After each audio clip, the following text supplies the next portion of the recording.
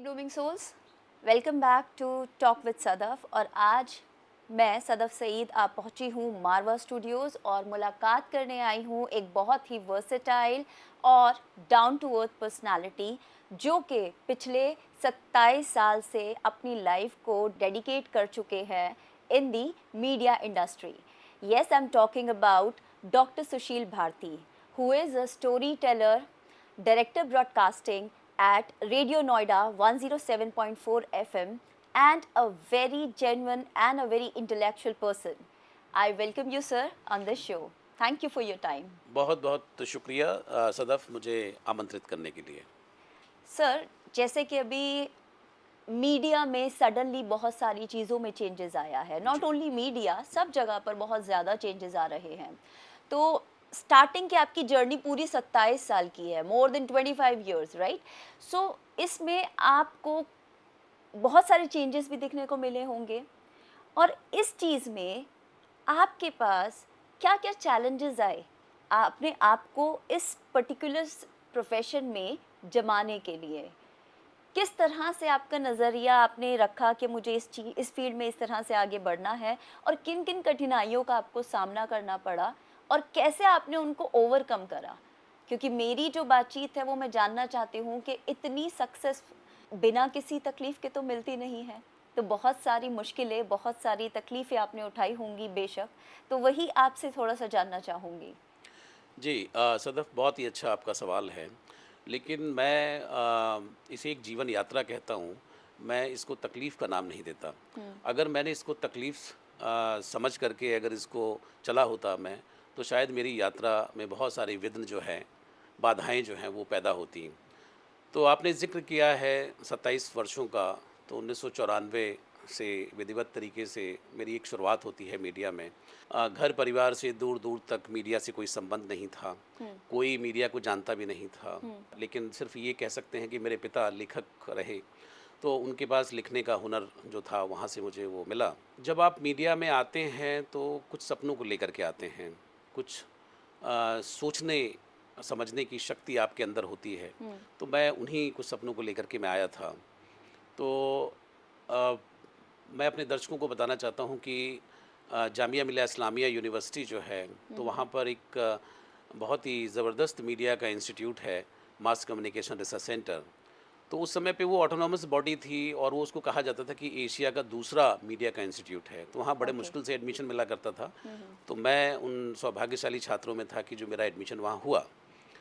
अब रही बात कि वहाँ पर जो मैंने सुना, समझा, देखा, परखा, वहाँ जो हमारे पूर्व प्रधानमंत्री भी रहे हैं आई के गुजराल साहब, तो आई के गुजराल साहब जब एक इनॉग्रल लेक्चर लेने के लिए आए, तो उन्होंने कहा था कि एक मीडिया पर्सन जो है, वो 1 लाख लोगों की मूक आवाज़ है, कि उन लोगों की आवाज़ है कि जो बोल नहीं सकते, जो अपने आप को एक्सप्रेस नहीं कर सकते। तो guys we are spending 11 lakhs you know on you, hmm, क्योंकि उस हुँ, समय हुँ, पे हुँ, सब्सिडाइज़ इंस्टीट्यूट था, तो हाँ, 11 हाँ, लाख रुपए का खर्चा बताया जाता था कि एक बच्चे पर आता है। हुँ, तो ये this is your moral responsibility कि आप देश को चेंज करें, कुछ करें, उन ऐसे लोगों के लिए जिनके पास कोई आवाज़ नहीं है, उनकी आवाज़ बनिए। तो वो बात कहीं न कहीं मेरे अंदर घर की, और मैं उसी वाक्य को लेकर के मैं चल पड़ा। अब रही बात चुनौतियों की जो आपने बात कही, तो वो तो आप जिस कार्य में जब जाते हैं, तो वहाँ पे आपको डे टू डे बहुत सारी ऐसी चीज़ें मिलती हैं। बिल्कुल। कुछ लोग आपको मिलते हैं जो आपको बिना वजह गिराने की कोशिश करते हैं। कुछ लोग आपको मिलते हैं जो बिना वजह आपको तकलीफ़ पहुँचाने की कोशिश करते हैं। कुछ लोग ऐसे भी मिले कि जो आपको पैसे नहीं देना चाहते। कुछ लोग ऐसे भी मिले कि जिन्होंने वायदे किए लेकिन वो वादा करके निभाया नहीं उन्होंने। कुछ लोग ऐसे भी मिले कि जिनके पास जो था, थोड़ा ज्ञान था, ज़्यादा ज्ञान था मीडिया का, तो उन्होंने अपनाया भी और उन्होंने सिखाया भी। तो हुँ, मैं सभी का ही लगभग मैं शुक्रगुज़ार हूँ कि जिन्होंने मुझे जीवन के किसी न किसी मोड़ पर, किसी न किसी पड़ाव पर मुझे कुछ अच्छी चीज़ें सिखाईं। तो मैं ये नहीं कह सकता कि बहुत ज़्यादा तकलीफ़ें थीं। हाँ, कई बार चुनौतियों को मैंने स्वीकार किया, क्योंकि चुनौतियों को जब आप स्वीकार करते हैं, तो आप बहुत कुछ सीखते हैं। और मैंने कभी भी अपने कोई भी प्रोड्यूसर हों या मेरे जो भी जिस भी मैंने कंपनी में काम किया, मीडिया हाउसेस के अंदर जो काम किया, कभी भी मैंने ये नहीं किया कि मैं किसी आउट स्टेशन, क्योंकि मैं डॉक्यूमेंट्री फ़िल्म मेकर रहा, तो ज़्यादातर मेरी ट्रैवलिंग बहुत ज़्यादा होती थी। तो मैं उन डायरेक्टर्स में से नहीं था कि मैं वहाँ जाकर के मैं कंप्लेन करता या मैं अपनी परेशानियाँ बताता। तो मैं देन एंड देयर उन समस्याओं को सुलझाने और उनको अपने तय निपटने की क्षमता मेरे अंदर थी, और मैं ये कुव्वत रखता भी था कि मैं उनसे निपटूं। और मैं जाकर के, जब प्रोड्यूसर मिलता था मुझसे, तो मुझसे कई बार बोलते भी थे कि आप बता देते, वहाँ से फ़ोन कर देते तो हम ये अरेंजमेंट कर देते, वो अरेंजमेंट कर देते थे। लेकिन मुझे लगता था कि अभी समय जो है वो इम्पॉर्टेंट है, समय कीमती है। तो अगर मैं इसमें उलझ गया तो मैं अपना काम, जो मेरा लक्ष्य है, वो मैं नहीं पूरा कर सकता। तो इस तरीके से मैंने अपना जो जीवन है वो जिया, और चुनौतियों को मैंने स्वीकार किया। तकलीफ़ें तो आती हैं, उसका कोई वो नहीं है, और वो आनी चाहिए। मुझे लगता है कि जो लोग पेन बर्दाश्त कर सकते हैं और जो सहने की क्षमता रखते हैं, जो धैर्य रखते हैं, जो सब्र रखते हैं, वही कुछ करते भी हैं। एग्जैक्टली सर, आपने अभी बताया कि मैं तकलीफ़ों से घबराया नहीं, तो मेरा भी बिल्कुल मैं आपसे इत्तेफाक रखूँगी और मेरा मानना है कि ज़िंदगी में तकलीफ़ें हमारे लिए सीढ़ियों की मानंद होती हैं। हम एक-एक तकलीफ़ को पार करते हैं, तब जाकर हमें कुछ मिलता है, जी, एंड तभी हम उस सक्सेस का, उस ओहदे का मान भी रख सकते हैं। अगर वो हमें फ्री में मिल जाएगा बिना किसी तकलीफ़ और जोखिम को उठाए हुए, तो हम उसकी नहीं इम्पोर्टेंस को कदर समझ नहीं सकते करेंगे। हैं। जी, बिल्कुल बिल्कुल। ठीक कहा आपने। सर, अभी आपने बताया कि आपके पिता एक लेखक थे, तो आप भी एक स्टोरी टेलर हैं, कहानियों को लिखते हैं। मैं जानना चाहती हूँ कि आपकी जो कहानियाँ होती हैं, उसकी प्रेरणा आपको कहाँ से मिली? जी, बहुत अच्छा सवाल है सदफ आपका। मेरे पिता जो है वो, उनको बहुत इंटरेस्ट रहता था साहित्य में, तो वो एक साहित्यिक संस्कार हमें घर से मिला। हुँ, तो जब बचपन हमारा जो था, जैसे कि बहुत सारे घर जो होते हैं जिनके अंदर संगीत की शिक्षा दी जाती है, तो वो संगीत के साथ बड़े होते हैं। हुँ, हुँ, हुँ, हुँ। ऐसे ही हम जो हैं वो किताबों के बीच में बड़े हुए, साहित्य को पढ़ते हुए बड़े हुए, क्योंकि मेरे पिता जो हैं तमाम साहित्यकारों के साथ में बहुत संबंध उनका था। तो जी। कई तरह की मैगज़ीन, कई तरह की किताबें हम घर में पढ़ा करते थे।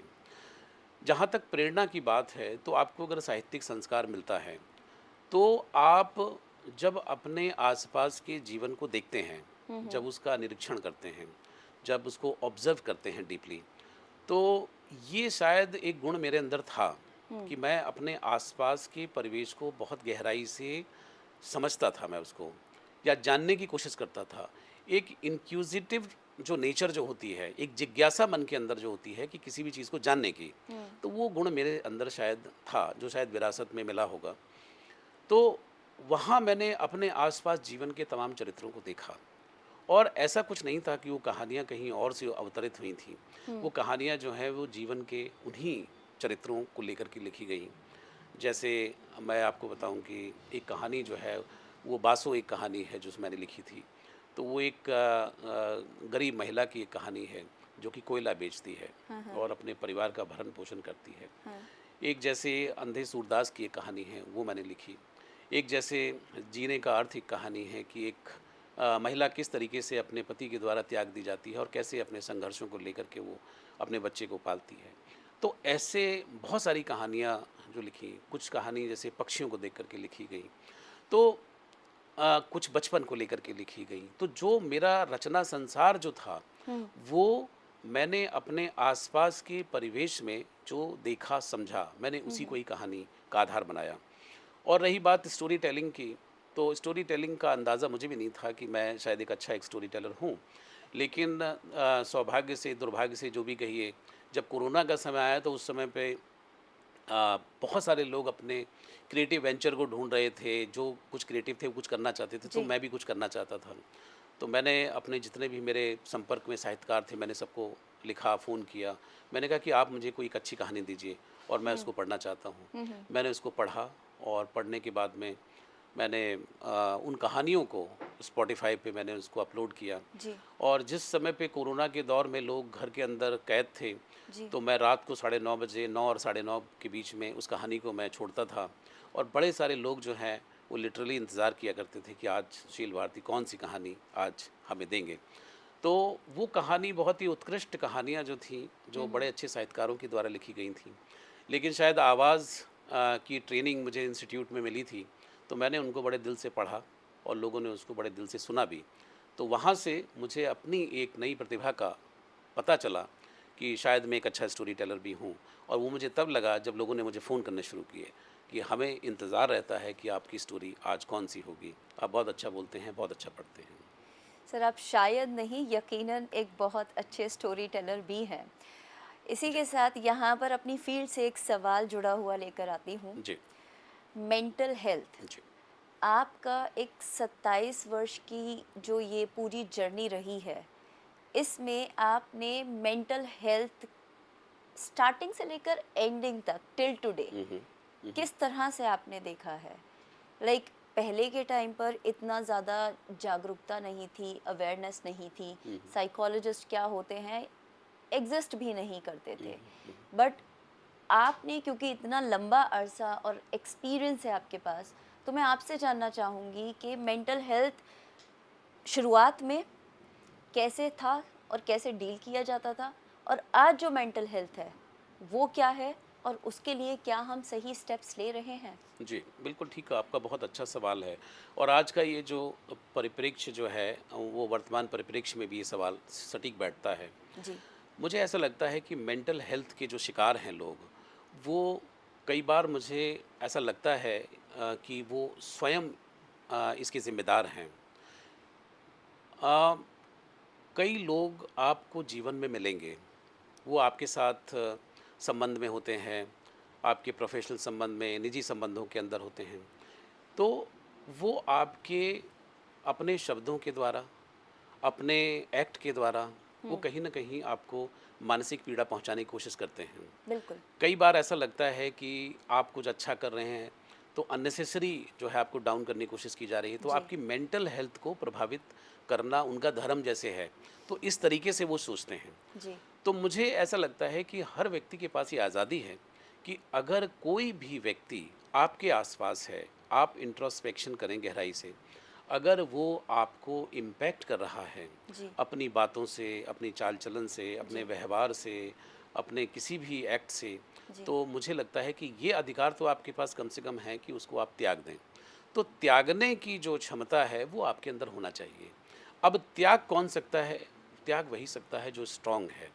तो आपको कहीं न कहीं एक अपनी ज़मीन तलाशनी चाहिए हुँ, और तलाशने के बाद में ये तय करना चाहिए कि अब इस व्यक्ति से मुझे नहीं मिलना, या इसको मैंने अपनी ज़िंदगी से पूरी तरीके से निकाल दिया है। ये हिम्मत नहीं लोग कर पाते, वो भ्रम में रहते हैं। तो लोग जो हैं अपनी समस्या से खुद ही ग्रसित हैं, खुद ही उन्होंने पकड़ा हुआ है। जैसे कि मैं आपको बताऊँ कि जब तोता जो होता है तो उसको जब बहेलिया पकड़ता है तो वो रस्सी बाँध करके छोड़ कर के चला जाता है वो। हुँ, तो तोता जब उसके ऊपर बैठता है, तो अब रस्सी पे तो सीधा बैठ नहीं सकता ना, तो वो उल्टा हो जाता है। हुँ, तो उल्टा हो जाता है तो वो उसको पकड़ के लटक जाता है और वो घंटों लटका रहता है और उसको ऐसा लगता है कि शायद अगर वो छोड़ देगा, तो ज़मीन पे गिरेगा तो उसकी हड्डी-पसली टूट जाएगी।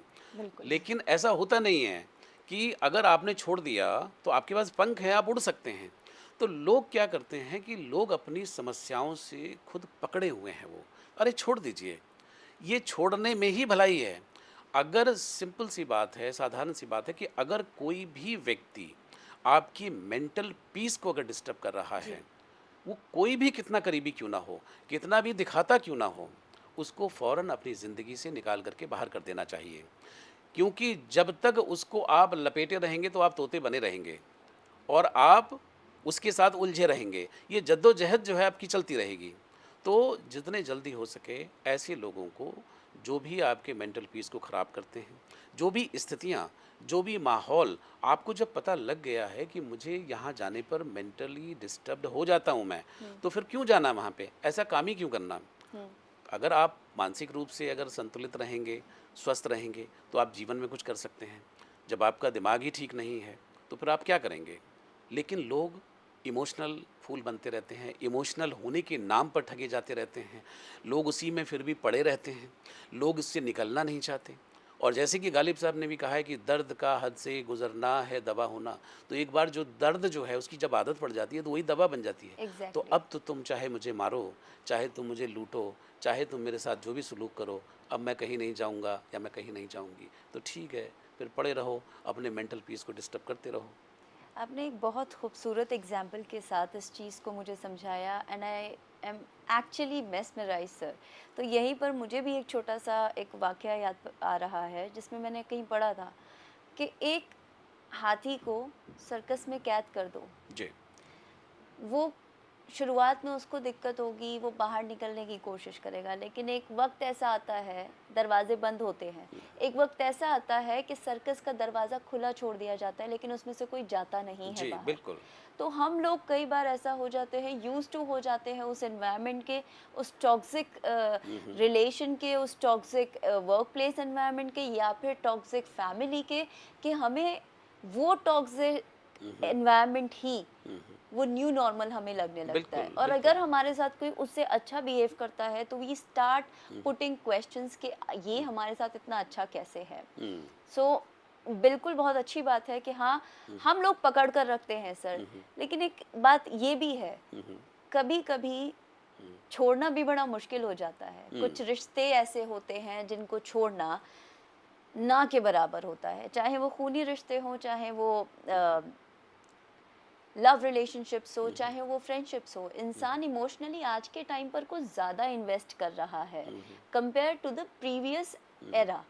आप आपने जिस दौर में ये सब चीज़ें स्टार्ट करी थी, वहाँ की दोस्तियाँ और आज की दोस्तियों में ज़मीन आसमान का फ़र्क है। हुँ, और वहाँ के पहले लोग इमोशंस को वैल्यू करते थे। अक्सर मुझसे पूछा जाता है, मैडम हमारे टाइम पर तो कुछ नहीं था ये साइकोलॉजिस्ट, आप लोग बात करके बिल्कुल ही पैसे बना लेते और कुछ करते कराते हो नहीं। जी। तो एक तरीके से तकलीफ भी महसूस होती है, लेकिन उसी के साथ साथ ये एहसास होता है कि पहले हम सबके पास एक दूसरे के लिए वक्त हुआ करता था और आज हम सबके पास सिर्फ और सिर्फ फ़ोन के लिए वक्त है। वो दुबई दुबई बैठा दोस्त, वो कनाडा बैठा दोस्त, उससे पूछेंगे कि तू ठीक है या नहीं है, पर अपने आसपास मेरी माँ है, मेरे पिताजी है, मेरा भाई बहन है, उनसे हम जाकर नहीं पूछेंगे कि आज आपका दिन कैसा रहा, आज आपने क्या किया। तो मुझे ऐसा लगता है कि कनेक्शन जो है ना वो टूट गया है, जिसके बिना पर ये मानसिक तरीके की जो हमें दिक्कत आ रही है वो बढ़ती जा रही है। आपका क्या कहना है इस पर? देखिए सदफ़, क्या है कि मैं अक्सर इस चीज़ को बहुत ज़्यादा इसको बहुत ज़्यादा इस पे तवज्जो नहीं देता कि पुराना ज़माना या नया ज़माना।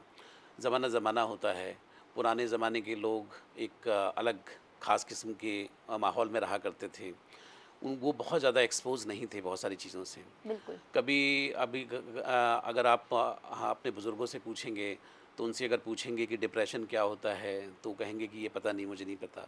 अगर उनसे बोलेंगे कि मेंटल हेल्थ क्या होता है, उनको नहीं पता, वो कुछ नहीं है होता नहीं? है, वो यही सुनने को तो आएगा। उनको क्या है कि उनके लिए मेंटल हेल्थ का पैमाना ये था कि थोड़ा-सा भी अगर कोई चिंता फ़िक्र हुई, तो बाहर जाकर के चौपाल पे हुक्का गुड़गुड़ाने लगे। 4 दोस्तों के साथ जो भी शाम को बैठे और उनके साथ में अपना मन हल्का कर लिया। So that was the stress buster, कि भई लोगों के साथ कुछ साझा कर लिया। किसी ने कुछ कह दिया कि तुम चिंता क्यों कर रहे हो, हम तुम्हारे साथ हैं, है नहीं? लड़की की शादी है, घर बनाना है, दुनिया भर के यही सब छोटी-मोटी चीज़ें हुआ करती थी, जो कि सब बिल्कुल। हमारे उत्तर प्रदेश में बोलते कि 7-5 की लाठी एक जने का बोझ। तो एक जने का जो बोझ है वो उठा लेते थे।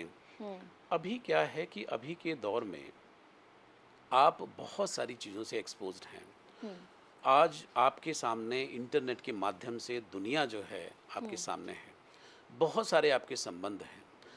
मुश्किल है ये पता करना कि कौन आपका अपना है, कौन पराया है, कौन आपको मैनिपुलेट कर रहा है, कौन आदमी कहाँ खेल रहा है, कौन आपके इमोशन से क्या कर रहा है नहीं? क्योंकि कम्युनिकेशन का माध्यम बहुत हैं। मैसेज कर दिया, ऑडियो मैसेज भेज दिया, डिस्टर्ब ही तो करना है, कैसे भी कर दो, फ़ोन करके कर दिया, इस वक्त कर दो, उस वक्त कर दो, है नहीं? मैसेज छोड़ के कई बार मैं देखता हूँ कि बहुत सारे आज के समय में एक वर्ड आजकल बड़ा चल रहा है, नार्सिसिस्ट, कि भाई ये जो कौन लोग होते हैं, तो दुनिया लोग जो हैं इसके ऊपर ज्ञान दे रहे हैं कि भाई नार्सिसिस्ट ऐसे होते हैं, ये ऐसे होते हैं। तो अब ये नए नए जो शब्द हैं ये कॉइन क्यों हो रहे हैं? वो इसीलिए नए नए शब्द कॉइन हो रहे हैं कि हर व्यक्ति कहीं ना कहीं इनसिक्योरिटी में बंधा हुआ है क्योंकि अब उसके ऊपर भरोसा नहीं है, ट्रस्ट नहीं है, अपने पार्टनर के ऊपर ट्रस्ट नहीं है नहीं? पास्ट में ऐसी चीज़ें हो भी चुकी हैं, तो लोग जो हैं धीरे-धीरे अपने विश्वास को, अपने ट्रस्ट को वो खो रहे हैं, है नहीं? पहले व्यक्ति की अगर तुलना करें तो वो पहले व्यक्ति 6 महीने कमाने के लिए जाता था और 6 महीने के बाद में भी बहुत बड़े सारे थैले लेकर के घर गाँव में घुसता था, तो लोगों को बिल्कुल। लगता था कि आज जो है फलाने जी आए हैं, शहर से कमा कर के कुछ लाए हैं। जी। फिर पत्नी बच्चे जो हैं वो खुश हो गए, किसी को कुछ मिल गया। तो 6 महीने तक कोई संवाद थोड़ी था, लेकिन ऐसा थोड़ी कि प्रेम चला गया था। तो अभी क्या है कि डे टू डे का जो कम्युनिकेशन है, कौन आदमी कहाँ कैसे खेल रहा है, तो आज बहुत ज़्यादा सतर्कता का समय है।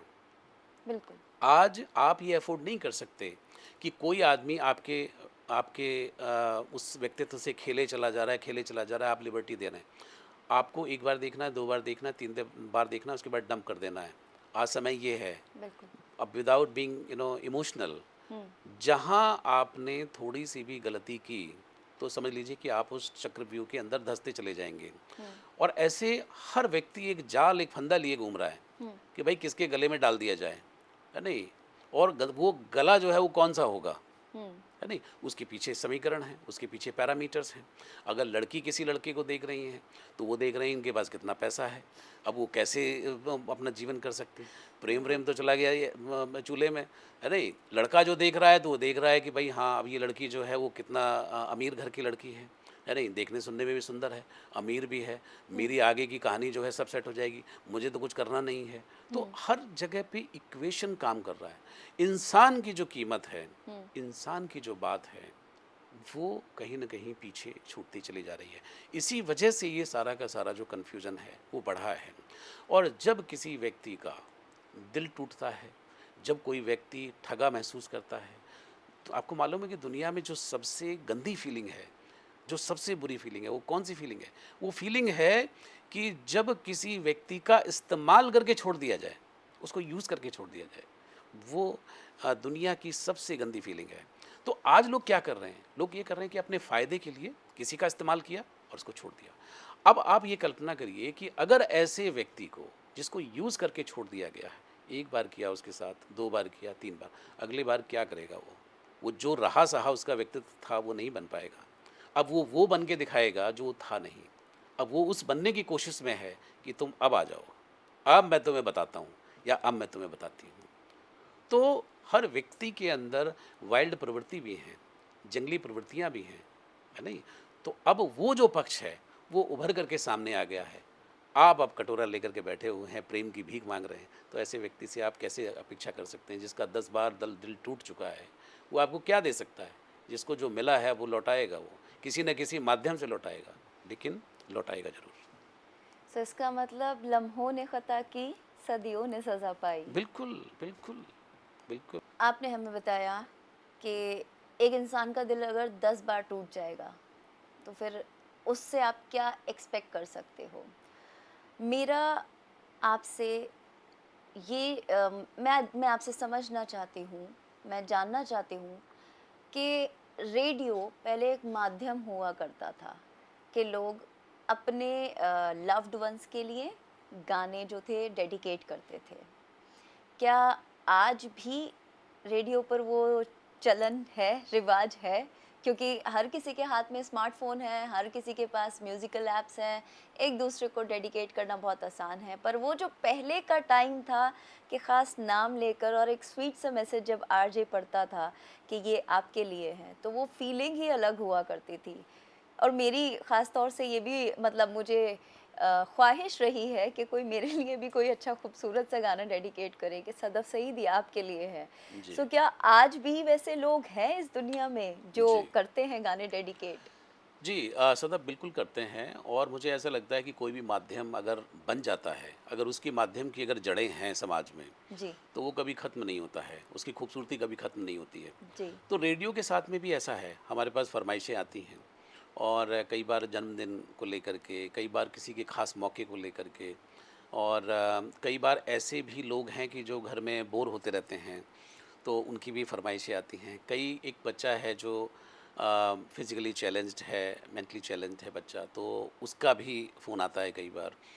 तो रेडियो की खूबसूरती है कि आज जैसे कोई स्पेशल डे है तो उस पर भी लोग फरमाइश करते हैं कि जी, अपने लव्ड वन को वो बोलना चाहते हैं, बताना चाहते हैं।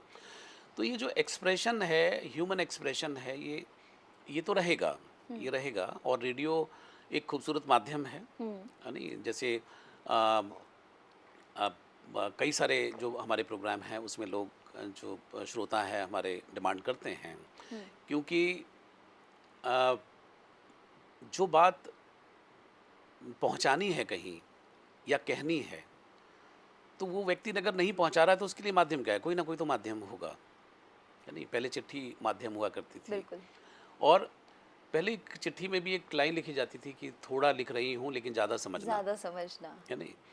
तो पहले तार भी होता था, जो तार, तार बहुत संक्षेप में बात किया करते थे बिल्कुल, कि उसमें होता था कि जैसे ही पहली गाड़ी मिले तो फ़ौरन चले आना, है नहीं? तो इसका मतलब है कि जैसे ही पहली गाड़ी मिले फ़ौरन चला आना, तो इसका मतलब है कि कुछ गंभीर बिल्कुल, है नहीं? तो कथा कहानी की ज़रूरत नहीं थी। तो हमारी बहुत खूबसूरत बात ये है कि हमारी जो फ़िल्म इंडस्ट्री है, जो पुराने जो लोग हैं, जो गीत हैं, उसमें बड़े अच्छे तरीके से उन्होंने लिखा है, उन भावों को बहुत अच्छी तरह से व्यक्त किया है। तो आज भी जो आपका प्रश्न है कि क्या आज भी ऐसे लोग हैं? निश्चित रूप से ऐसे लोग हैं। इस धरती पर मुझे लगता है कि कोई निराश होने की ज़रूरत नहीं है। चंद लोगों की वजह से जो लोग अपनी स्वार्थ सिद्धि के लिए आपके साथ संबंध बनाते हैं, आपके साथ आना चाहते हैं, आपको बेवकूफ़ बनाना चाहते हैं। लेकिन मैं बहुत सारे खूबसूरत लोगों से मिला हूँ अपने जीवन में, जिन्होंने मुझे बहुत सिखाया है, और किसी भी प्रकार के स्वार्थ से परे होकर के। हुँ, हुँ, और मेरे मन में उनके प्रति बहुत रिस्पेक्ट है। तो ऐसा नहीं है कि आज के समय में लोग ख़त्म हो गए हैं। जब तक ये दुनिया रहेगी, तो इस दुनिया में हर तरह का मटेरियल रहेगा। ज़रूरत है आपकी निगाह की, आपको अपना दामन बचा करके ऐसे लोगों से कैसे निकलना है, ये थोड़ी-सी स्मार्टनेस जो है, वो वक़्त के साथ आपके पास होनी चाहिए। अभी इग्नोरेंस वाला मामला जो है वो नहीं चल सकता कि ठीक है, हमने तो यही सीखा था, हमारे में तो यही था, हमारे ये संस्कार थे। थोड़ा-सा उनको भी संस्कारों को भी पलट करके देखने की ज़रूरत है। जैसे अंग्रेज़ी में भी बोलते हैं कि old wine in a new bottle. तो पुरानी चीज़ें रहें, बिल्कुल, लेकिन उनको नए कलेवर में देखने की ज़रूरत है। अपडेटेड रहना अपडेटेड बहुत रहना ज़रूरी बहुत है। ज़रूरी है। जैसे कि सर अभी आपने एक पॉइंट करा कि इग्नोरेंस हुँ, नहीं कर सकते हुँ, हैं। हुँ। एक फ्रेज़ है that is ignorance is a bliss. Bliss, yes, हाँ, हाँ, हाँ। है। तो इस हिसाब से तो हम हर चीज़ को वैसे भी मतलब ये ज़िंदगी के किसी भी पहलू पर फिट नहीं बैठ रहा हुँ, है। हुँ। हमारे पास बहुत सारी ऐसी चीज़ें होती हैं हम जिनको इग्नोर बिल्कुल नहीं कर सकते हुँ, हैं। हुँ, हुँ। हमें ना चाहते हुए भी वो कड़वा घूँट पीना पड़ता है। बिल्कुल। तो अभी मेरे एक बहुत अच्छे दोस्त हैं, उन्होंने मुझे बताया कि हुँ, इस हुँ। दुनिया में नज़र का तो इलाज है और नज़रिए का नहीं है, तो हुँ, बात सारी नज़रिए की आ जाती है। हुँ, तो नज़रिया जितना अच्छा होगा, जैसा होगा, हुँ, हुँ। हमें दुनिया वैसी ही नज़र आएगी। बिल्कुल, बिल्कुल, और बिल्कुल। ये बहुत खूबसूरत बात है कि हुँ, हम हुँ। सबको अपने नज़रिए के ऊपर काम करने की ज़रूरत है। बिल्कुल। एक बार को आप चश्मा लगाकर अपनी नज़र को तो ठीक कर सकते हैं, हुँ, हुँ। लेकिन नज़रिए को ठीक करने के लिए नज़रिया बड़ी तो बहुत मेहनत ज़रूरी है, लगेगी। वो ठीक होना। बिल्कुल ठीक कहा है, जिसने भी कहा है बहुत सही कहा है। सर, तो हमें नज़रिए के ऊपर काम करने की ज़्यादा ज़रूरत है। इसी के साथ-साथ आजकल क्योंकि सोशल मीडिया बहुत ज़्यादा आम हो चुका है, हर इंसान अपने आप को एक दुनिया के सामने एक छोटा पर्दा, छोटे से भी छोटा पर्दा है जिस पर अपने आप को देखना चाहता है। हुँ, हुँ। मैंने अक्सर देखा है कि जो ये रील्स होती हैं, शॉर्ट्स होते हैं, इनमें लोग कमेंट्स में ना अपनी मर्यादा भूल जाते हैं। वो ये भूल जाते हैं कि वो 10 सेकंड की रील जो है या फिर जो वीडियो है, उस पे वो इतना ज़्यादा क्यों अपने पर्सनल ले जाते हैं, that is my main question कि इस चीज़ को हम कैसे टैकल कर सकते हैं? देखिए, कई बार क्या होता है सदफ़ कि किसी भी बात को समझने के लिए, मैं जिस बात को जिस गंभीरता से कह रहा हूँ, तो अगर आप मेरी बात समझ पा रही हैं, जी, तो शायद इसलिए समझ पा रही हैं कि आप पढ़ी हैं, लिखी हैं, आपने जीवन देखा है, आप अच्छे लोगों के साथ उठती-बैठती हैं। तो आपके पास एक बेस है, हुँ, आपके पास एक संस्कार है, हुँ, आपके पास एक शिक्षा का संस्कार है। हुँ, तो आप उस बात को समझ पा रही हैं। जी, अगर इस सीट पर, कोई ऐसा व्यक्ति हो कि जिसके पास ये बैकग्राउंड नहीं है, तो हो सकता है कि मेरी बातों का वो गलत अर्थ भी निकाल ले। तो सोशल मीडिया के ऊपर जब आप कोई बात कह रहे होते हैं, तो आप बात कर रहे होते हैं अपनी एक परिष्कृत रिफाइंड सोच को लेकर के, बिल्कुल। और उस रिफाइंड सोच तक पहुंचते का जो सफ़र है, हो सकता है इस व्यक्ति ने ना पूरा किया हो। तो अब वो जहाँ जिस माहौल के अंदर, जिस परिवेश के अंदर है, तो वो तो उसकी बात समझेगा। वो अपने चश्मे से लगा करके वो आपकी बात को देखने की कोशिश करेगा, समझने की कोशिश करेगा। बिल्कुल। वहाँ वो फिट नहीं होता है। जब नहीं फिट होता है, तो वो अर्थ का अनर्थ करता है और वो कुछ लिखने पर मजबूर हो जाता है, क्योंकि उसको वही आता है। तो सबसे पहले तो ये है कि किसी की बात को समझने के लिए स्वयं को भी एक धरातल पर होने की ज़रूरत है। बिल्कुल। कम से कम बेसिक धरातल तो जो जो है वो बहुत इम्पोर्टेंट है। तो अक्सर जो लोग कमेंट करते हैं वो जल्दबाजी में करते हैं। वो बात को, कई बार ऐसा भी होता है, मेरे साथ भी होता है कि कई बार लोग कह रहे होते हैं कि भाई तुम क्या कहना चाहते हो इससे, या उनको ही कहना शुरू कर देते हैं, तो थोड़ी बहस जैसी छिड़ जाती है वहाँ पे। जी। तो वो शायद इस बात को समझ रहे होते हैं। है नहीं? तो हर तरह का इंसान है।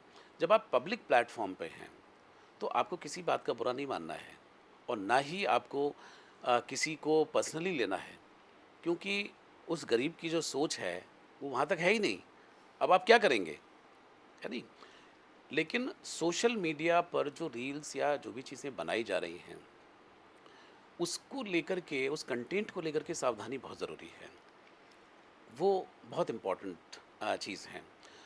जैसे कि कोई ऐसी बात आप कह जाएं, या ऐसा कोई ज्ञान आप दे दें, या ऐसा कोई एक्ट आप ऐसा कर दें कि जो समाज हित में ना हो। क्योंकि सोशल मीडिया जो है वो मीडिया का लोकतांत्रिकरण है नहीं? डेमोक्रेटाइजेशन है ये, यस। कि यहाँ पर कोई ऊपर सेंसर नहीं है, कोई जी। एडिटर नहीं बैठा हुआ है। आपके मन में जो आया आपने बोल दिया, आपने लिख दिया। तो कई बार सोशल मीडिया एक तलवार की धार की तरह से भी है, कि वो उल्टा भी काम कर सकता है, लोगों को भड़का भी सकता है। बिल्कुल। तो बहुत सावधानी बरतने की ज़रूरत है। जैसे कि अगर आप हिटलर के उससे परिचित हों, तो हिटलर के जो गैस चैम्बर में जब वो बंद करता था लोगों को, तो एक बटन दबाने के साथ में वो लाखों लोगों की ज़िंदगियां ले लिया करता था। तो इसकी खोज जो थी, वो भी पढ़े लिखे वैज्ञानिक थे, लेकिन उन्होंने अपनी जो सोच जो थी, वो इंजीनियर लोग थे, वो पढ़े लिखे लोग थे, जिन्होंने हिटलर को ये सारी जो टेक्नोलॉजी जो थी वो बताई थी। तो मेरा कहने का अर्थ ये है कि आप अपने ज्ञान को मानवता के हित में इस्तेमाल करना चाहते हैं, या उसके विरोध में, ये आपको तय करना है। ये एक बहुत बड़ी जिम्मेदारी है। ये ओनस आपको लेना होगा if you are on social media. तो सर इसी के साथ साथ मतलब हम एक सरल भाषा में ये समझ लें कि हम जो भी कर रहे हैं हमें उसकी जिम्मेदारी खुद लेनी बिल्कुल पड़ेगी, लेनी चाहिए। और उसमें ज़रूरी नहीं है कि मैंने जो भी किया उसका हमेशा पॉजिटिव इम्पैक्ट भी बिल्कुल होगा। नहीं, वो आपको एक जानते नहीं हैं। एक मेंटल हेल्थ के लिए हमारे पास positive as well as negative दोनों को साथ लेकर चलना बहुत ज़्यादा ज़रूरी है, तभी कहीं जाकर हम अपने आप को जो एनवायरनमेंट में टॉक्सिसिटी फैली हुई है उससे हम बचा सकते हैं। बिल्कुल। सदा वो आपको जानता नहीं है, जो लिख रहा है वो आपको जानता नहीं है, आपका रिश्तेदार नहीं है। पर सर आज की जो युवा है वो ये बोलती है कि जब तुम मुझे जानते नहीं तो फिर तुम मुझसे क्यों बोल रहे हो, आपको ये हक किसने दिया? नहीं, देखिए, हक की बात की नहीं है। सोशल मीडिया एक प्लेटफॉर्म है। ये अधिकार आपको इंस्टाग्राम हो, चाहे वो फेसबुक हो, चाहे वो लिंक्डइन हो, जहाँ पे भी आप, यूट्यूब हो, जहाँ पे भी आप अपनी बात कहना चाहते हैं, हम्म। ये आपका अधिकार है। कोई आपको इस अधिकार से रोक नहीं सकता। हम्म। लेकिन आप अपने सेंसर खुद बनाएं, खुद लगाएं। ये जनता से पूछने की आवश्यकता नहीं है। आपको नहीं अच्छा लगता है तो ठीक है, 90 सेकंड का रील है, 1 सेकंड का, 1 मिनट का रील है, आप बढ़ जाइए, किसी और को सुनिए। ज़रूरी थोड़ी है। अगर मेरी बात आपको अच्छी लगती है, बहुत अच्छी बात, वेल एंड गुड। अगर नहीं अच्छी लगती है तो ठीक है, किसी और, there are an number of choices, बहुत सारी चॉइसेस हैं, बट ये आप नहीं डिसाइड करेंगे। तो मेरा कहने का अर्थ ये है कि आपका ये अधिकार है, उनका ये अधिकार नहीं है आपको रोकने का, हम्म। है नहीं? आपको स्वयं अक्लमंद बनने का अधिकार है, लेकिन किसी बिल्कुल। को बेवकूफ़ समझने का अधिकार थोड़ी है आपके पास है। बहुत खूबसूरत हाँ, बात कही है आपने सर। हाँ, इसी से समझ में आता है कि हम खुद को अक्लमंद बना लें हाँ, और किसी और बिल्कुल। को बेवकूफ़ बनाने से बिल्कुल बेहतर। ज़रूरत नहीं है उसकी। तो सर, जैसे अभी हमने समझा कि आपके पास अगर आपको नहीं देखनी है हमारी रील तो आप आगे बढ़ जाइए। सोशल मीडिया की ही बात करूं तो उससे ये समझ में आ रहा है कि अगर मैं आज इंस्टाग्राम खोल रही हूं तो मुझे काबिलियत बहुत कम नज़र आती है, मुझे कुछ और ज़्यादा नज़र आता है।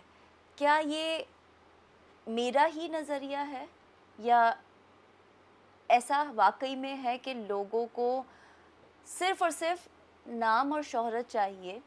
अब चाहे वो अपना मज़ाक बनवा कर आए, चाहे वो कुछ ऊट-पटांग सा कुछ भी करके, बस उनको शोहरत मिलनी चाहिए। क्या ये जो एक तरीके की बीमारी फैल गई है और ये not only in the urban cities, urban areas, ये रूरल एरियाज़ में भी हो रहा है। जैसे कि हम इंस्टाग्राम की रील्स को स्क्रॉल डाउन करते हैं तो अक्सर देखती हूँ कि गाँव में हैं वो लिटरली एंड वो औरतें अपने मतलब कोई कंटेंट नहीं है सर, कोई काम की बात नहीं है, पर फिर भी मिलियंस में व्यूज़ जा रहे हैं। सो जो हम ये देख रहे हैं कि लोग कुछ भी करके अपने आप को सिर्फ मिलियंस में व्यूज़ लाने के लिए जो कर रहे हैं, इस बारे में आपका क्या कहना है? जी। सतत जैसे कि मैंने कहा कि ये सोशल मीडिया का डेमोक्रेटाइजेशन है, जी, इसमें हम किसी को रोक तो नहीं सकते हैं। बिल्कुल। अब प्रश्न ये है कि जैसे आपने कहा कि ग्रामीण परिवेश में भी लोग जो हैं बहुत ज़्यादा इम्पैक्टेड हैं इसको लेकर के, जी, और वो रील बना रहे हैं, कुछ भी बना रहे हैं और उसमें मिलियंस में व्यूज़ हैं। तो एक तरीके से उनको खेलने के लिए कुछ मिला है नहीं? कुछ मिला है। हसरतें हर व्यक्ति के पास हैं। टीवी स्क्रीन पर जो ये आने की हसरतें हैं, ये आज की नहीं है, बहुत पुरानी हैं। वर्षों से लोग आपको देखते रहे हैं, टेलीविज़न पे तमाम स्टार्स को देखते रहे हैं। मुझे ऐसा लगता है कि बहुत सारे, अगर उसकी कंपैरिज़न भी किया जाए, जी। तो कई सारा जो देसी टैलेंट भी उसमें देखने को मिलता है, वो भी कई बार कमाल का होता है। तो हाँ, कई बार आप चौंक बिल्कुल। भी जाते हैं कि भाई ये तो बड़ा कमाल का था। तो it is a threat to the industry, Bollywood industry, है नहीं? हाँ, पहले जो एक गुप्त रहस्य जो था, एक स्टार का, हाँ जी, वो मिराज जो है धीरे-धीरे अब टूट रहा है। अब आवश्यकता पड़ रही है बड़े से बड़े स्टार को भी सोशल मीडिया पर आने की, बिल्कुल। अपनी प्रेज़ेंस दर्ज करने की। क्योंकि अब एक सामान्य व्यक्ति भी मिलियंस में अगर उसके व्यूज़ हैं, तो वो भी आपसे कोई छोटा-मोटा स्टार नहीं है। आज अगर आप देखेंगे तो बहुत सारे इन्फ्लुएंसर्स को लोग ज़्यादा पहचान रहे हैं। जी, यंग जनरेशन को कोई लेना-देना नहीं है। अब वो ज़माने चले गए, जब शत्रुघ्न सिन्हा जो हैं, वो सिगरेट का छल्ला बनाया करते थे और डायलॉग जाके बोलते थे कि कह देना कि छेनू आया था। तो अब वो ज़माना नहीं है।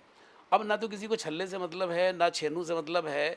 तो मेरा कहने का अर्थ ये है कि अभी अगर आपके अंदर सही मायने में प्रतिभा है, हुँ, तो उसको सामने लाने का वक्त है। ये है इसका पॉजिटिव पार्ट। अब इस प्रतिभा को लाने के चक्कर में अब कुछ ऐसी प्रतिभाएं भी आ गई जो झेली नहीं जा रही हैं। ये अलग चीज़ बिल्कुल। है नहीं? जिसके अंदर जो है भोंडापन, जिसके अंदर बड़ी अजीबो-गरीब चीज़ें आनी शुरू हो गई।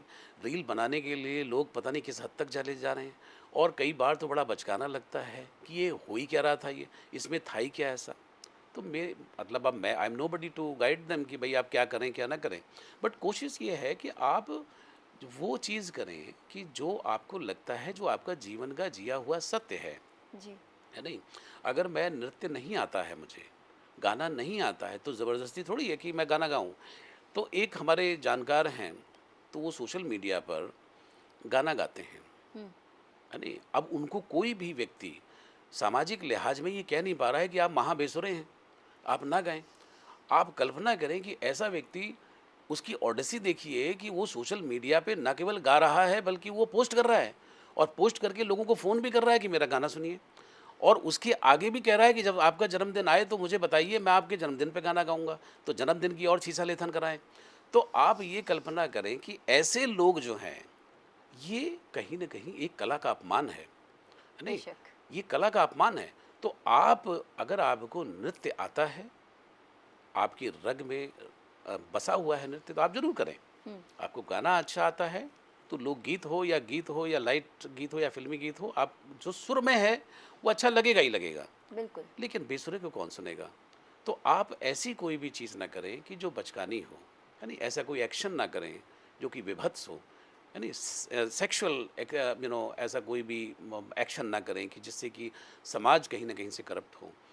जो आपको आता है, जैसे मैं अपनी बात करूँ, तो मुझे बोलने का शौक है, मुझे कुछ बताने का शौक है। जी। मैं वही बोलता हूँ जो मैंने अपने जीवन में सीखा है। अगर मैं दुनिया के का जिया हुआ सत्य को अगर मैं बोलने की कोशिश करूँगा, तो मैं नहीं। बिल्कुल। मैं अपनी जो मेरी जो आइडेंटिटी है, मैं उसको खो दूँगा। तो मैंने अपने जीवन में जो जिया है, मैं उतनी ही बात करूँ। आवश्यक नहीं होता कि आप हमेशा बोलते ही रहें। हुँ, अगर आपके पास कुछ बोलने के लिए है, तो बोलें। अननेसेसरी का थोड़ी बोलना है, कि बोलने बिल्कुल। के लिए बोलना है। एग्ज़ैक्टली। तो ऐसे जो लोग हैं, वो बट ये बड़ा अनफॉर्चुनेट है कि ऐसे लोग जो मिलियंस में जो व्यू चले जा रहे हैं, ये एक वर्चुअल रियलिटी है। क्योंकि कुछ लोग मज़ाक बना रहे हैं, इसलिए देख रहे हैं। कुछ लोग कमेंट, किसी को कुछ मिल गया है करने के लिए, है नहीं? तो ऐसा नहीं है कि कोई क्राइटेरिया है उसका कि आप मिलियंस व्यू में हैं तो आप मतलब हिट हो ही गए हैं। जी। तो ऐसा कुछ नहीं है। हुँ, हुँ। आपका जो कंटेंट है वो मैटर करेगा, और मुझे लगता है कि अभी धीरे-धीरे करके इसमें भी फ़िल्ट्रेशन होगा, फ़िल्ट्रेशन स्टार्ट हो और जाएगा। धीरे-धीरे करके बचेगा वही जो शाश्वत सत्य है, जो लोगों को बिल्कुल। अच्छा लगता है।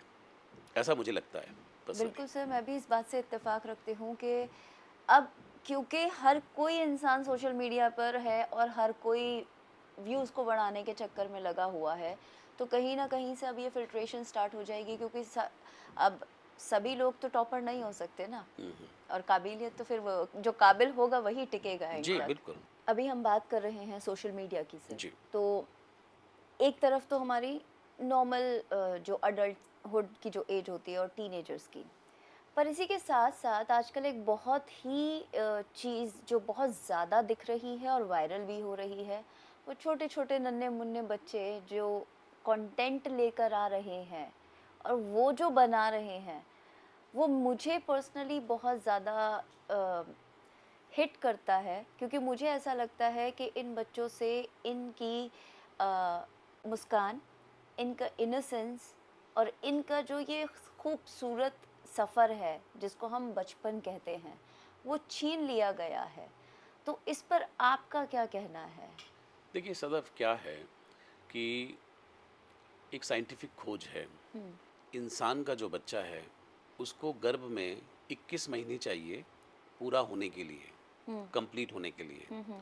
जैसा आप एनिमल का देखते हैं ना, जी, कि बच्चे होते हैं और तुरंत थोड़ी देर में खड़े होकर के भागने दौड़ने लगते हैं। हाँ जी। अगर ऐसा आपको चाहिए, तो इट नीड्स 21 मंथ, हाँ, ठीक है? लेकिन चूँकि ऐसा मानते हैं वैज्ञानिक जो हैं, लेकिन महिलाएँ जो हैं उस रूप में कमज़ोर रही हैं शारीरिक रूप से, तो वो ठीक है, 9 महीने 10 महीने जो साइकिल जो चला रहा है, इस तरह से दुनिया जो है बनी है। ठीक।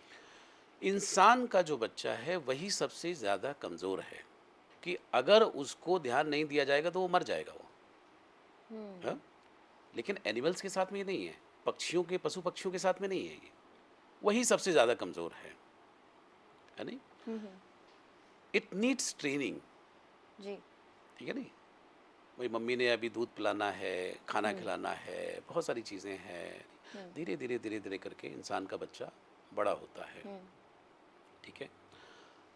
अब 2 रास्ते हैं कि या तो उस बच्चे को एक नई दुनिया से हुँ, परिचित कराएँ, हुँ, उसके बारे में उसको बताएँ, समझाएँ, हुँ, हुँ, सिखाएँ, हुँ, और आवश्यकता पड़े तो उसको बहुत सारी चीज़ें दिखाएँ, हुँ, है हुँ, नहीं? जो भी आपकी विदिन द रीच हो, दिखाएँ। जब मैं ये कह रहा हूँ, तो मैं ये कह रहा हूँ कि दुनिया को एक्सप्लोर करना, एक बच्चे को बताना आपका धर्म है, उसको एक्सप्लोर करवाना है।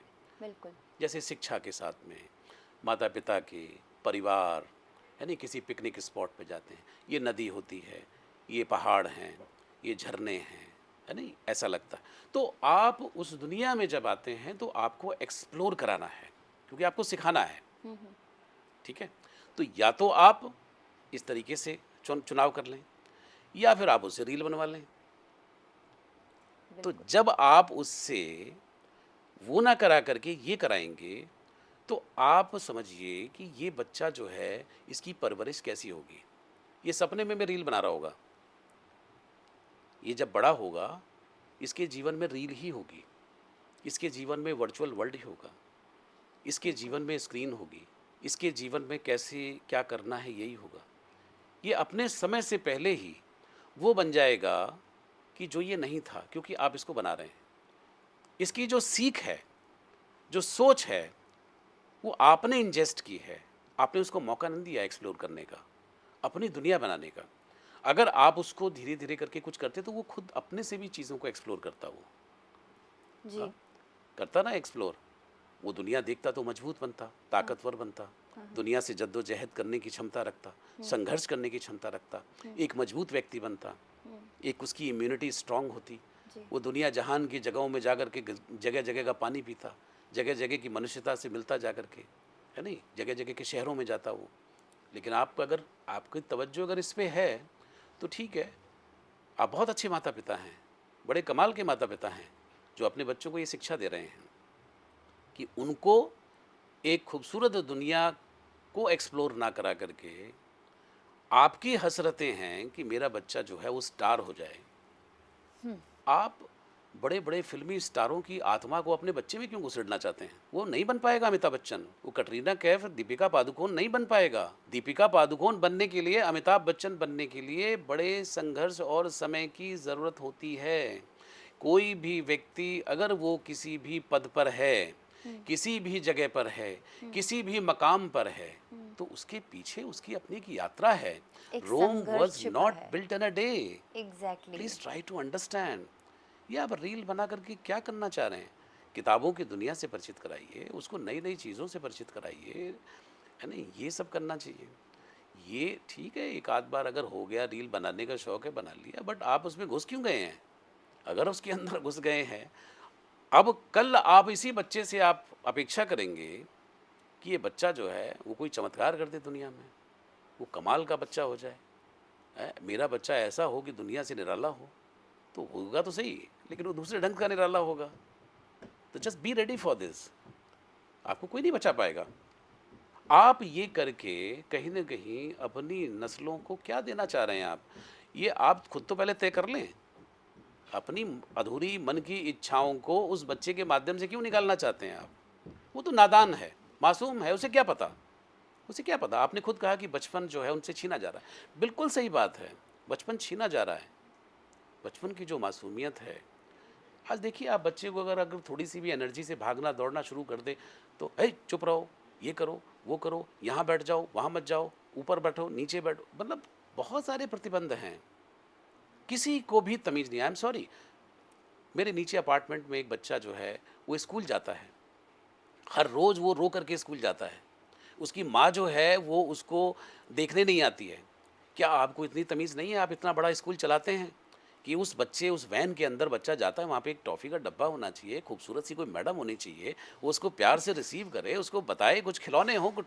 इतना बड़ा स्कूल चलाने का क्या फ़ायदा है?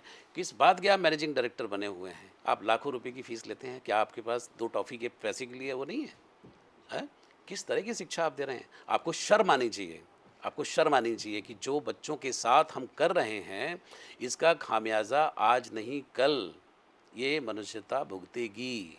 बेशक। ये मुझे दिखाई दे रहा है, ये मुझे मैं दिखाई दे इस रहा है। बात से बहुत ज़्यादा मुझे तकलीफ़ होती है जब मैं छोटे बच्चों को इस तरह से देखती हूँ सोशल मीडिया पर, क्योंकि वो उन लोगों के लिए नहीं है। उन लोगों के लिए अभी वो कच्ची मिट्टी में खेलना, थोड़ा सा कपड़ों को गंदा करना, दोस्तों के साथ बिल्कुल, झगड़ा करना, घूम रहे हैं, कूद रहे हैं, भाग बच्चा रहे हैं। नहीं मिट्टी में जाएगा, खेलेगा, दौड़ेगा, भागेगा, हँसेगा, हँसी में गिगल करेगा, कौन करेगा?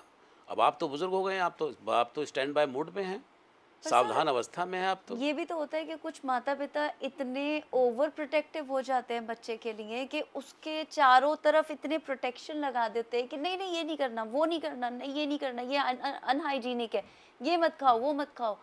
पहले भी तो माता पिता संस्कार भी देते थे, ऐसी बात नहीं है। वो बच्चे के ऊपर ये नहीं करते थे कि तुम्हें यहाँ से नहीं खाना, तुम्हें ये ब्रांड नहीं पहन, तुम्हें ये ब्रांड ही पहनना है। आज के दौर में बनावट आ गई है, मुझे ऐसा लग रहा है, और वो बनावट हम बच्चों के ज़हनों में वो बीज बो चुके हैं, और जब हमारे बच्चों में ये बीज डल चुका है तो सोचिए आगे हमारा फ्यूचर क्या होगा। बिल्कुल आप ठीक कह रहे हैं कि बच्चों की जो परवरिश है, हम क्या कर रहे हैं कि एक एक द्वार जो है, बचपन से जब बच्चा पैदा होता है उसके बंद करते रहते हैं हम द्वार। हम बिल्कुल। आपको अब हमारा जो अपना एजेंडा है वो पूरा होना चाहिए। धीरे धीरे करके उसके द्वार हम बंद करते चले जाते हैं, और लास्ट में जा करके उसके पास कुछ बचता नहीं है। और हो ये रहा है कि ओवर प्रोटेक्शन का तो मामला यहाँ तक है कि 14 साल का बच्चा भी अभी चम्मच से मम्मी से ही खाना खा रहा है, बिल्कुल ऑन 15 साल पॉइंट। का बच्चा भी खा रहा है, ठीक है नहीं। अभी तो ये मेरे बिना तो खाना खाता ही नहीं है, अगर मैं इधर हो जाऊं, इधर उधर हो जाऊं, तो ये जो है बिल्कुल बेचैन हो जाता है, मेरे बिना नहीं रहता ये। अब वो 18 साल का हो गया, नहीं नहीं नहीं नहीं नहीं मेरे बिना तो खाते, ये मेरे बिना रहता ही नहीं है। अरे भैया, जो जानवर का बच्चा होता है वो दूसरे तीसरे दिन आज़ाद होकर के घूमता है, वो है नहीं। पक्षी जो हैं वो हवा में गोते लगा रहे होते हैं, हाँ, आपने 18 साल तक उसको बंधुआ मजदूर बना दिया। उसके बाद आप अपेक्षा कर रहे हैं उस बच्चे से कि वो कोई चमत्कारी कार्य करेगा।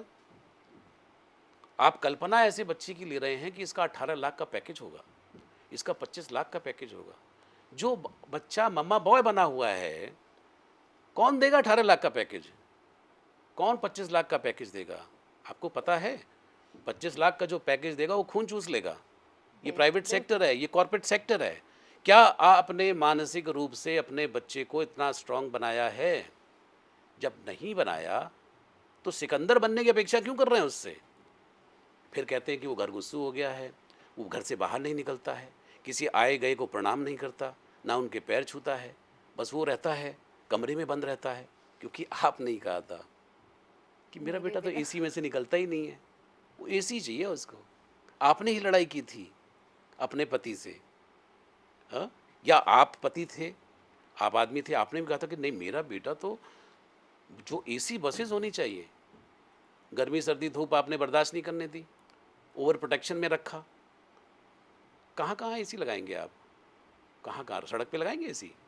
एसी चलाइए, डब्बा लगाइए उसके साथ में, उसके अंदर बॉक्स में बैठ के जाएगा वो कहीं भी। नहीं कर पाएंगे आप। आप वॉरियर बनने से रोकते हैं। You have to be warrior.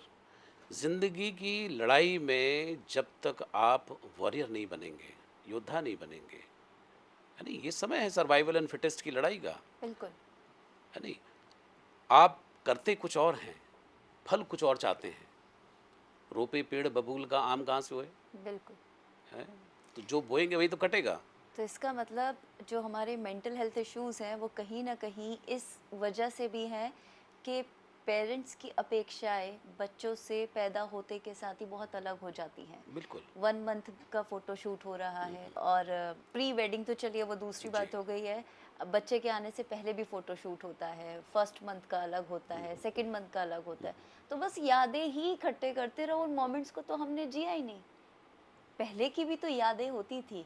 तो इसका मतलब कि माँ बाप बनना सिर्फ और सिर्फ फिजिकल रिलेशनशिप नहीं है। बिल्कुल नहीं माँ है। बाप बनना एक बहुत बड़ी जिम्मेदारी है। बहुत सारे लोग फिजिकली एक दूसरे के साथ मेकआउट करके प्रेग्नेंट हो सकते हैं, बट माँ बाप बनने के लिए एक देखिए, बलिदान चाहिए। ज़्यादातर माता पिता आज जो हैं, आई एम सॉरी, बट आप आज ज़्यादा से ज़्यादा जो माता पिता को आप देखेंगे तो वो माता पिता के नाम पर उनको आगे की जो प्लानिंग है वो नहीं है। वो सिर्फ नर और मादा हैं, है नहीं, इसके अलावा कुछ नहीं है। माता पिता बनने के लिए आपको एक व्यक्ति को आप इस दुनिया में ला रहे हैं, खुद भी एक्सप्लोर करिए जीवन को। ये शौक होना चाहिए, ये होना चाहिए। अमीरी गरीबी पैसे की दुहाई देना कि भाई ये नहीं है वो नहीं है। आप देखिए बड़े सारे आप पार्क में चले जाइए शाम को, झुग्गी झोपड़ी के बच्चों को कूद रहे हैं, फांद रहे हैं, दौड़ रहे हैं, झूलों का बुरा हाल किया हुआ है, उसके ऊपर लदे पड़े हैं। और एक आपको बच्चा मिलेगा, वो निकलेगा, तोंद उसकी निकली हुई है, चल वो पा नहीं रहा, पिताजी के साथ उसको ला रहे हैं, हाँफ हो रहा है, पापा, मम्मी, है नहीं। आप कल्पना कर लीजिए आपने क्या बना दिया बच्चों को, है नहीं। तो ये तो देखिए, वो तो इंसान का बच्चा है, जैसी ट्रेनिंग मिलेगी वैसा अपना करेगा। हम अपने ठीक है ना। ही हाथों अपने पैरों पर कुल्हाड़ी मार रहे बिल्कुल हैं। बिल्कुल। आपको बहुत इंसान के बच्चे की ट्रेनिंग जो है वो धीरे धीरे करके होनी चाहिए कि आप उसको पहले मजबूत तो बनाएं, मजबूत बनाएं उसको। दुनिया का सबसे रिचेस्ट आदमी जो है वो कौन है? अमेरिका का वॉरेन बफेट सबसे रिचेस्ट रिचेस्ट आदमी है। जितनी लोगों की जीडीपी है जिस कंट्री की, उतना वो दान कर देता है, बिलियंस में। वॉरेन बफेट का जो नाम है, वॉरेन बफेट के जो बच्चे हैं वो एक सामान्य स्कूल में पढ़ते हैं, दिखावा नहीं है। वो आज भी आइसक्रीम पार्लर के पास जाता है, सामान्य सी नॉर्मल सा आइसक्रीम पार्लर, वहाँ पे गाड़ी रोकता है, बहुत नॉर्मल सी गाड़ी है, उसमें खाता है जाकर के। वो उसने नहीं किया, अपने आप को सेपरेट नहीं किया, ठीक है नहीं। आप दिखावा कर लीजिए, ठीक है, उसको समझ रही होगी, उसको समझ रही होगी इसका इन सब मतलब चीज़ों की। हमें अपनी जड़ों से हमेशा जुड़कर रहना चाहिए। सहज रहना चाहिए। वही हमारी बिल्कुल मजबूती का एक सबसे बड़ा प्रमाण है। बिल्कुल बिल्कुल बिल्कुल। ये सर, आप नहीं तो कर सकते। बहुत सारी चीज़ें मैंने आज आपके साथ सीखी हैं, and I am really grateful कि आपने मुझे अपनी इतने कीमती समय से और इतनी सारे अनमोल मोती मुझे दिए हैं ज़िंदगी में आगे बढ़ने के लिए। एक लास्ट चीज़ जी कि जो हमारी ऑडियंस है, युवाओं के लिए कोई एक पीस ऑफ एडवाइस। जी। देखिए, मुझे ऐसा लगता है कि जो युवाओं का, जो नौजवान जब व्यक्ति होता है, तो मुझे लगता है कि जीवन के हर पड़ाव पे की अपनी एक खूबसूरती है। हम्म। लेकिन जो जवानी है, जो हमारे युवा हैं, ये बड़ा खूबसूरत समय है। हम्म। इसमें आप अपने भविष्य की नींव रख रहे होते हैं। हम्म। इस समय पर जो आप करेंगे, वही आप आजीवन करेंगे। तो जम करके पढ़िए, फालतू लोगों से हट जाइए। प्रेम मोहब्बत ये वो अगर आप अच्छा करेंगे, सब होंगे। और जिसको आना है आपके जीवन में, उसको कोई रोक नहीं पाएगा, वो आएगा ही आएगा। आपको अगर किसी के प्रति जाना होगा तो आपको भी कोई नहीं रोक पाएगा, जाएगा ही जाएगा। Just be honest and original. दिखावा मत करिए, नाटक मत करिए कि जी इतने लाख का फ़ोन होना चाहिए, तो अगर टेबल पे रहे तो आदमी भौकाल में आ जाए, वो मत करिए। ये सब कुछ नहीं होता, ये कुछ नहीं। कुछ दिनों के बाद में खर्चा बढ़ा लेंगे, बिना फालतू में परेशान रहेंगे, गालियाँ अलग सुनेंगे घर से। तो छोड़ दीजिए इन सब चीज़ों को, नाटक नहीं करना है। बी ओरिजिनल और काबिल बनिए। काबिल बनेंगे तो हर चीज़ आपके पास आएगी, पैसा भी आपके पास आएगा, लोग भी अच्छे आपके पास आएंगे। आपको तय करना है, this is your journey, you have to shape your journey. कोई नहीं आएगा बनाने के लिए। बहुत अच्छे लोग हैं दुनिया में, मैं बस बता रहा हूँ आपको। और बड़ा खूबसूरत देश है हमारा। मैं बेशक, आपको बता बेशक। सकता हूँ कि मैंने अपना देश एक बार नहीं, दो बार नहीं, 3 बार देखा है। अगर मुझसे पूछा जाए कि मेरे जीवन की सबसे बड़ी उपलब्धि क्या है, तो वो जो मैंने अर्जित किया वो नहीं है। मेरी सबसे बड़ी उपलब्धि ये है कि मैं अपने देश को इन एंड आउट देख पाया, ये समय रहते देख पाया। ये मेरे जीवन की बहुत बड़ी उपलब्धि है। तो एक्सप्लोर करिए दुनिया को, जाइए, घूमिए, फिरिए, यात्राएं करिए, अपने आप को देखिए। ये सब जो है ना, ये सब लड़की वगैरह और लड़के और ये सब जो है ना, इस चक्कर में मत पड़िए, कुछ नहीं मिलने वाला इधर। ये सब जो है बाय प्रोडक्ट है ये। आप अगर अच्छे व्यक्ति हैं, आपके लिए भी कोई अच्छा व्यक्ति है, सिर्फ इतना। और ये लड़का लड़की का भेद जो है ना, इसको भी मिटा दीजिए। ये कुछ नहीं, इंसान को रखिए बस सामने। ये जो नज़र है ना, इसको बदल दीजिए। ये बिना फालतू की नज़र है। ये लड़की है और कॉन्शियस हो गए हम, अरे ऑफिस बैठना पड़ेगा। ये लड़का है, नहीं, ये सब छोड़ दीजिए। इसको इंसान के तरीके से देखिए, इंसान के तरीके से। अगर आप ऐसा करेंगे तो बहुत सारे भ्रमों से, बहुत सारे कन्फ्यूज़न से दूर हो जाएंगे आप, है नहीं। अब वरना तो आधे वक्त तो आप ख्वाब ही लेते रहेंगे, ये लड़की है, ये लड़का है नहीं, इसका बॉडी ऐसा है, इसका, अरे भैया ये कुछ नहीं है। ये शांति से एक अच्छा इंसान है, आपको मिला है, घंटों बैठ के बात करिए, दोस्ती करिए, चलिए बढ़िया आगे। क्या दिक्कत है? 10 दोस्त हो सकते हैं आपके, 10 लड़कियां दोस्त हो सकती हैं, 10 लड़के हो सकते हैं। कन्फ्यूजन किस बात, डर किस बात का? इस ज़माने में आप जी रहे हैं इतना अच्छा, यानी जिसको मर्जी उठा के फ़ोन करिए, जिसको मर्जी काटिए, जिसको मर्जी ब्लॉक करिए, ये आपके ऊपर है। है नहीं? अपनी शर्तों पर जीवन जो है वो सब जी मोह माया है, अपने सब आप को इस सब से हटा दें। बिल्कुल। आपको अंततः जो है वो क्या करना है कि मनुष्यता की सेवा के लिए इंसान के दर्द को समझने की क्षमता आपके पास होनी चाहिए। आपके पास वो एम्पैथिक एटीट्यूड होना चाहिए कि आप समझ पाएँ अच्छे लोगों के। लेकिन ऐसे लोगों जो परजीवी लोग हैं, जो जोक की तरह से आपके साथ चिपक जाते हैं, हटा दीजिए उनको। बिना सोचे समझे उनको 1 सेकंड मत लगाइए। अगर आपके रक्त पिपासु लोग हैं, अगर आपके जिस्म में चिपटे हुए हैं, ऐसे लोगों को हटा दीजिए। बिल्कुल, अपनी यात्रा साफ-सुथरी रास्ता जो है, उस पे चलिए। चाहे इस कोई भी कितना प्यारा क्यों ना हो, हटा दीजिए। तो इसका मतलब दर्द दिल चाहिए मुझको इंसान के वास्ते, लेकिन यूँ तो हमेशा रहे अक्ल पास बाने दिल, लेकिन कभी-कभी इसे तन्हा भी छोड़ दे। बिल्कुल छोड़ दें। तन्हाई हम पैदा हुए हैं, तन्हाई जाएँगे, ये समझ लीजिए आप।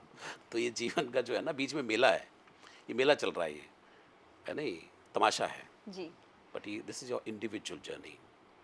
Thank you so much sir, आपके वर्ड्स ने मुझे एक नया नज़रिया जीवन का दिया है, और श्योरली मैं आपके साथ जो भी मेरा टाइम स्पेंड हुआ है, I will be remembering it till my last time. And I am really honour तो नहीं sir, I am really grateful कि आपने मुझे अपना कीमती समय दिया। एंड फ्यूचर में इंशाल्लाह आपके साथ मैं जुड़ी रहूँगी, और ऐसे ही नॉर्मल हमारे जो कॉन्वर्सेशंस है, जिससे हम, आप और हमारी ऑडियंस दोनों ही फ़ायदेमंद रहे।